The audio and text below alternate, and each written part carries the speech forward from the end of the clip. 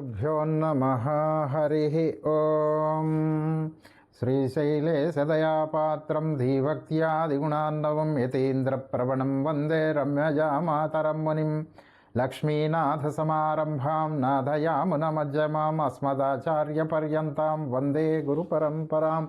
यो नित्यमच्युतपदाम्बुजयुग्मरुक्मव्यामोहतस्तदितराणि तृणाय मेने अस्मद्गुरोर्भगवतोऽस्य दयैकसिन्धो रामानुजस्य चरणौ शरणं प्रपद्ये। मातापिता युवतयस्तनया विभूति सर्वं यदेव नियमेन मदन्वयानाम् आद्यस्य नः कुलपतेव कुलाभिरामं श्रीमत्तदङ्घ्रियुगलं प्रणमामि मूर्धनः। काश्यपान्वयसञ्जातं नारायणपदाश्रितं श्रीमन्नारायणं वन्दे यतीश्वरश्रियाजुषम्। आपदामपहर्तारं दातारं सर्वसम्पदां लोकाभिरामं श्रीरामं भूयो भूयो नमामि। మనకు తిరుప్పావై మొట్టమొదటిలోనే ఒక శ్లోకం వస్తుంది. పరాశర్ భట్టర్ వారు మనకు అనుగ్రహించిన అద్భుతమైన శ్లోకం.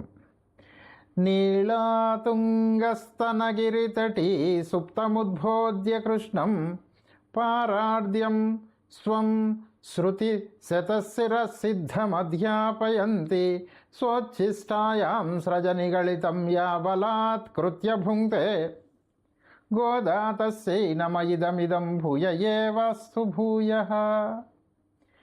నీలాదేవి యొక్క ఉత్తుంగ స్తనముల మీద పరవశించి నిద్రిస్తున్నటువంటి ఆ కృష్ణుణ్ణి మేల్కొల్పింది గోదాదేవి. నీళాతుంగస్తనగిరితటీ సుప్తముద్బోధ్య కృష్ణం పారార్ధ్యం స్వం శృతి శతశిరసిద్ధమధ్యాపయంతి. దాని యొక్క కైంకర్యాన్ని తెలియజేస్తూ ఆయనకు శృతి శత శిర సిద్ధం అధ్యాపయంతి. శృతి అంటే వేదం, శృతి శిరస్సు అంటే ఉపనిషత్. మనకు 108 ఉపనిషత్తులు ఉండేవని చెప్తారు. ఆ ఉపనిషత్తులు ప్రతిపాదించేటువంటి పరమాత్మ మరియు ఆయన యొక్క రక్షక స్వభావాన్ని ఆయనకే అధ్యాపయంతి. ఒక అధ్యాపకురాల్లాగా, ఒక లెక్చరర్ లాగా ఆమె ఆయనకే చెప్పిందట. ఆమె ఏంటండి స్వామికి చెప్పాలా అంటే, అవును మరి మనం శరణాగతి తత్వాన్ని మనం మర్చిపోయాము, శరణాగతి చేయటం మానుకున్నాము, రక్షణ భావాన్ని ఆయన కూడా మర్చిపోయినాడు. గుర్తు చేస్తుంది తల్లి, నీవు మా యొక్క రక్షకుడవు అని చెప్తుంది. చెప్పి సోచ్ఛిష్టాయాం సృజనిగళితం యాబలాత్కృత్య భుంక్తే. తాను ధరించిన మాలలతోటి స్వామిని బలవంతముగా బంధించి పొందింది. అటువంటి గోదాదేవిని మరలా ప్రార్థిస్తున్నాను అని దీని యొక్క అర్థం. యశోదమాత తాడుతో బంధించింది, ఈమె పూలమాలలతో బంధించింది. ఇద్దరూ బంధించింది ప్రేమతోనే.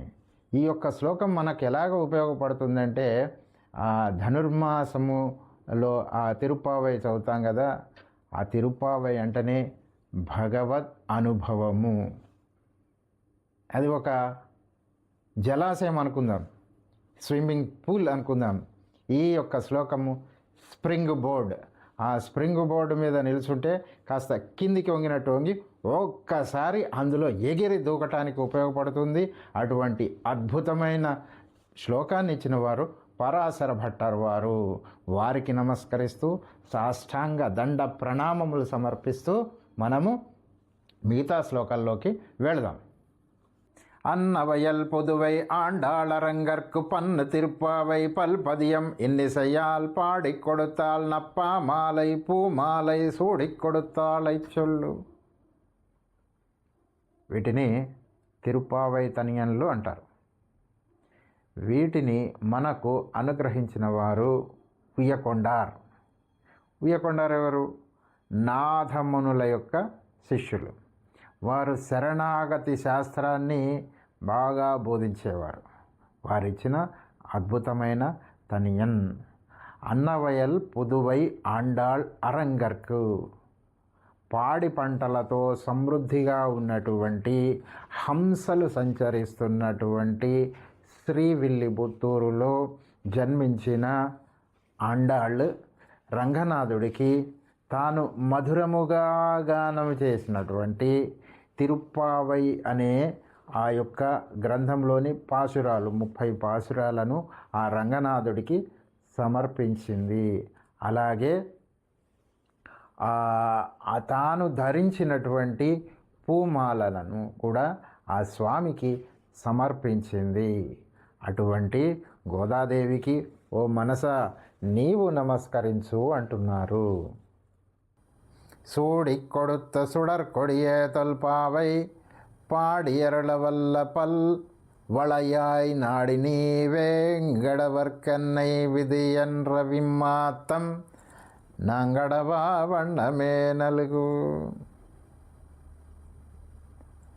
ఓ బంగారు తీగ, నీవు పుష్పమాలికలను ధరించి వాటిని రంగనాథునకు సమర్పించిన ఓ గోదాదేవి, ఓ బంగారు తీగ, మునుపు జరిగిన వ్రతాన్ని 30 పాటలుగా మార్చి మమ్ములను ఉద్ధరించగలిగిన ఓ దివ్య కంకణధారిణి,